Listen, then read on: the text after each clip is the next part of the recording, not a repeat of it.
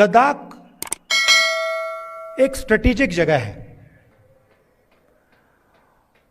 और यहां आने पर, खासतौर से जब मैं पैंगोंग लेक में था, तो एक बात बिल्कुल साफ है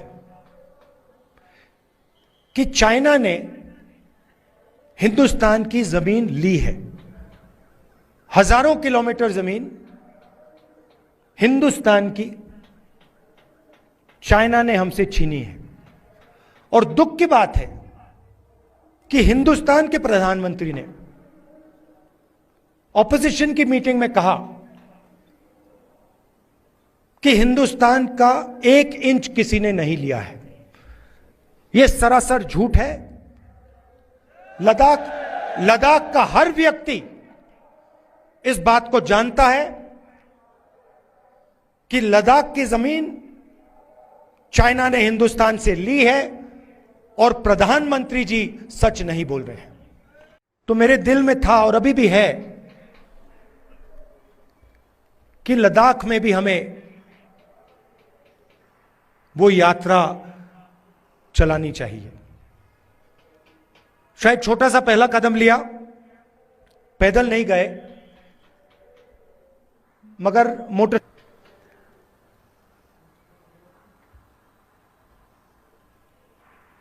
और लद्दाख के कोने कोने में मैं गया, लोगों से बात की, गरीब लोगों से, माताओं बहनों से, युवाओं से, और जो आपके दिल में है उसको समझने की कोशिश की। दूसरे नेता हैं, वो अपनी मन की बात करते हैं। मैंने सोचा मैं आपकी मन की बात सुनूं। एक बात तो बिल्कुल साफ है कि जो गांधी जी की विचारधारा है, कांग्रेस पार्टी की विचारधारा है, वो लद्दाख के खून में और डीएनए में है। और मैं सिर्फ नहीं बोल रहा हूं आपको, ये मत समझिए कि मैं आपको भाषण में बात बोल रहा हूं।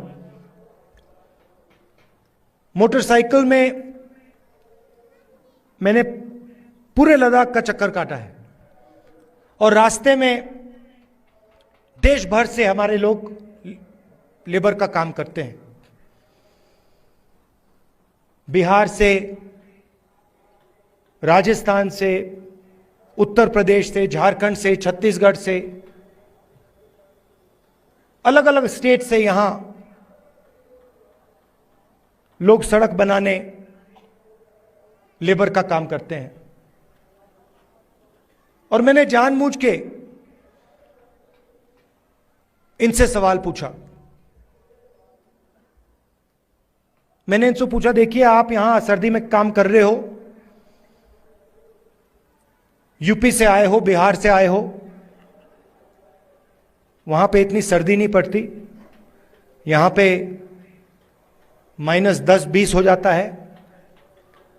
आपको लद्दाख के लोग कैसे लगते हैं? क्या आपको लगता है कि यहां आप अकेले काम कर रहे हो या लद्दाख के लोग आपकी मदद करते हैं, आपको प्यार दिखाते हैं? मैंने उनसे पूछा और एक से नहीं, अनेक लेबरर्स से मैंने पूछा और सारे के सारे लेबरर्स ने मुझे बताया कि हम अपने घर से हजारों किलोमीटर दूर हैं, हमारा परिवार यूपी में है, बिहार में है, मगर लद्दाख में हमें ऐसा लगता है कि हमारा दूसरा घर है।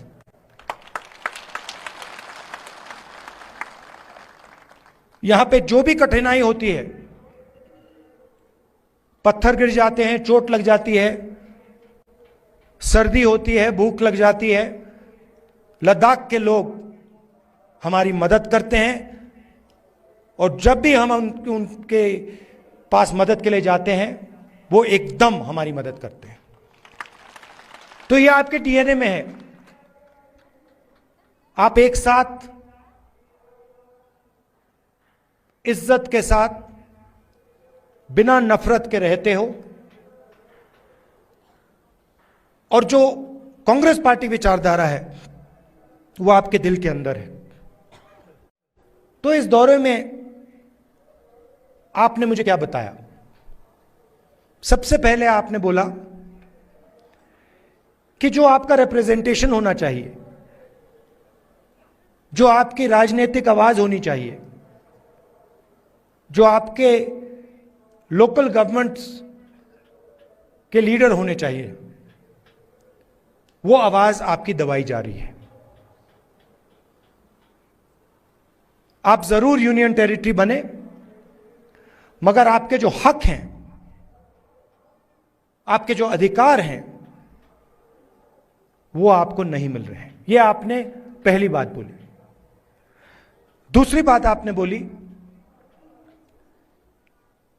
कि जो रोजगार के वायदे आपसे किए गए थे वो वायदे झूठे थे, और लद्दाख के कोने कोने में अगर किसी भी युवा से बात की जाए वो आपको कहेगा कि लद्दाख बेरोजगारी का एपिसेंटर है।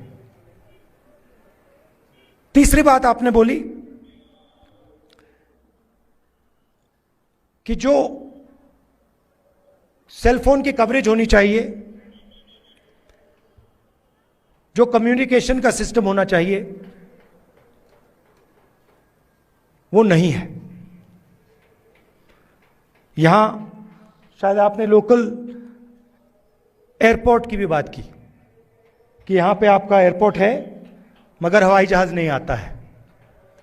तो मैंने आपकी बात सुनने की कोशिश की, और कांग्रेस पार्टी आपके साथ खड़ी है, और आपकी जो स्ट्रगल है, चाहे वो आपकी जमीन का मामला हो, चाहे वो रोजगार का मामला हो, चाहे वो आपका जो कल्चर है, आपकी जो भाषाएं हैं, उसकी रक्षा करने की बात हो, हम आपके साथ एक साथ खड़े हैं। यहां पे सब लोग जानते हैं कि बहुत सारे नेचुरल रिसोर्सेज हैं। 21वीं सदी में सोलर एनर्जी की बात की जाती है, और लद्दाख में सोलर एनर्जी की कोई कमी नहीं है। बीजेपी के लोग ये जानते हैं, समझते हैं कि अगर आपको रिप्रेजेंटेशन दिया जाए तो फिर वो आपसे आपकी जमीन नहीं छीन पाएगी। मामला जमीन का है, और बीजेपी के लोग जो आपकी जमीन है आपसे लेना चाहते हैं। अदानी जी के बड़े बड़े प्रोजेक्ट्स यहां लगाना चाहते हैं, और उन प्रोजेक्ट्स का फायदा आपको नहीं दिलवाना चाहते हैं। हम ये कभी होने नहीं देंगे।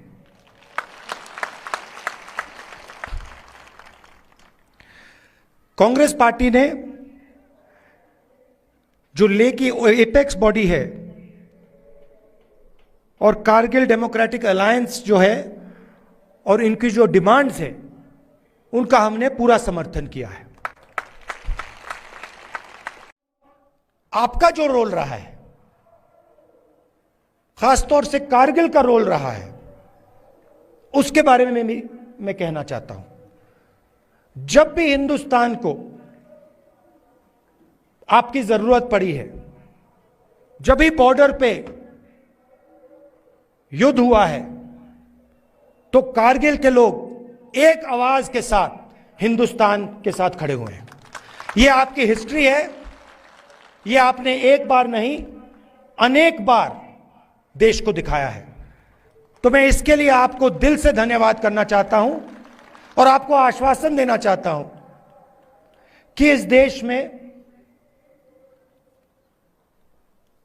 बहुत सारे धर्म के लोग हैं, अलग अलग जात के लोग हैं, अलग अलग भाषाएं बोलते हैं लोग। हमारे लिए सब लोग एक हैं, और इस देश में सब लोगों को इज्जत से, मोहब्बत से रहना चाहिए। मैं लद्दाख के चारों ओर घुमा हूं और शायद ये हिंदुस्तान की सबसे सुंदर जगह है। और लद्दाख के हर रीजन में आपके लोकल इश्यूज हैं और लद्दाख की भी सेंट्रल इश्यूज हैं। और मैं आपको कहना चाहता हूं कि अगला जो पार्लियामेंट सेशन होगा उसमें मैं आपके जो मेन मुद्दे हैं उनको पार्लियामेंट में आपके लिए उठाऊंगा।